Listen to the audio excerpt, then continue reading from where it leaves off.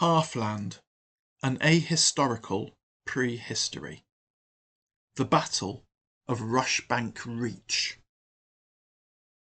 In the 158th year of the Common Reckoning, Keenus, the king of Cadamos, led an army south, determined to march into New Lixia, overthrow the tyrant Diadromes, and restore the New Lixian monarchy in the person of the infant Lysonos, the rightful heir of Telenos, who had been bludgeoned to death by ruffians in the service of Diadromes. Keenus' force was some 800 strong. There were 400 armoured hoplites, carrying shields and spears. There were 200 armoured cavalrymen, equipped with shields and swords. And there were 200 unarmoured archers. The army marched down the great river toward New Lixia, with the archers screening the front of the column and the cavalry screening the exposed flank. Diadromes had learned of their coming.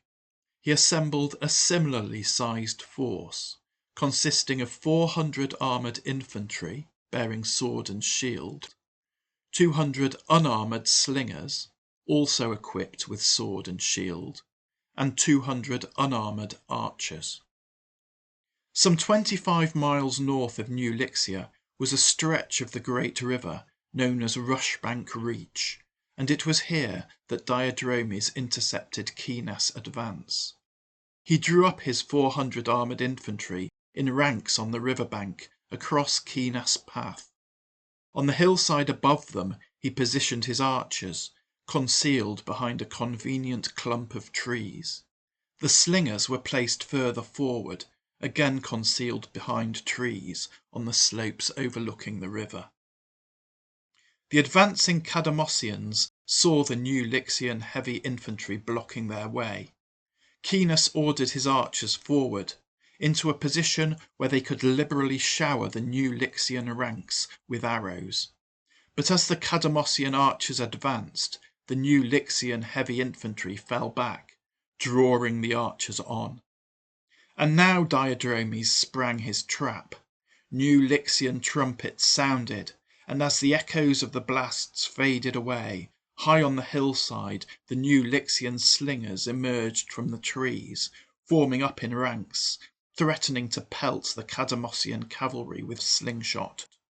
But the New Lixian archers did not appear. The Cadamosian cavalry charged up the slope toward the slingers, straight into a lethal hail of slingshot. Men and horses tumbled to the ground, and others ran back down the hill. The charge halted in front of the slingers, horsemen milling about as their cursing officers attempted to reform them and drive them on. Another volley of slingshot lashed into the cavalry, causing yet more casualties and confusion. Down by the riverbank, the Cadamosian archers had now advanced to within bowshot of the New Lixian heavy infantry, and arrows started to fly into the New Lixian ranks. But against New Lixian armour and shields, the arrow storm had little effect. The New Lixian infantry drew their swords and prepared to charge the archers.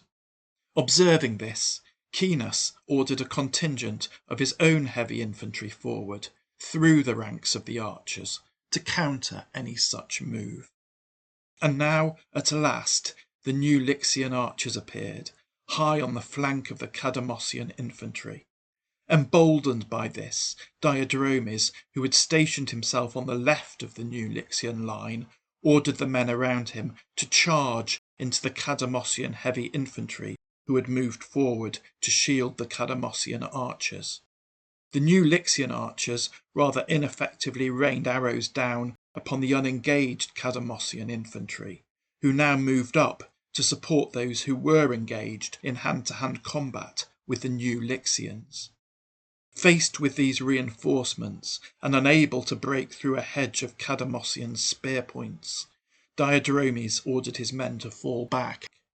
The two lines of heavy infantry separated, facing each other. The Cadamosian cavalry had suffered a torrid time of it, But the imprecations of their officers finally had an effect, and the remaining horsemen closed with the new Lixian slingers. And now it was the slingers' turn to suffer. They fled back into the trees, leaving their many dead behind them. The Cadamossian heavy infantry charged their new Lixian counterparts. Intense hand-to-hand fighting ensued all along the line. The new Lixian archers turned their attention to the Cadamossian archers, who fell back out of range. Still the heavy infantry fought it out, toe to toe. The combat was grinding and relentless, but the Cadamossians were slowly gaining the upper hand. Having seen off the slingers, the Cadamossian cavalry turned their attention to the new Lixian archers, sweeping across the hillside, crashing into the hapless bowmen, mercilessly putting them to the sword.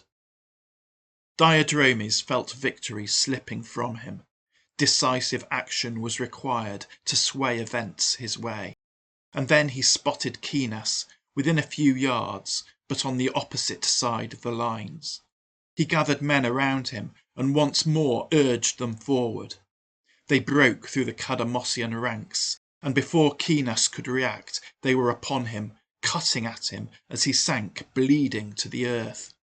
A great cry of triumph rang from the new Lixian ranks, echoing high on the hillside, where the surviving new Lixian archers took heart, rallied, and ferociously counterattacked the Cadamossian horsemen, driving them back in disarray. Seeing their king fall beneath new Lixian swords, the Cadamossian heavy infantry rushed to his aid, standing over his bleeding body. But once more Diadromes urged his revitalized infantry forward, driving the Cadamossians back, killing Kinas where he lay. Despairing and leaderless, the Cadamossians broke and routed from the field in abject disorder. Thus ended the Battle of Rushbank Reach.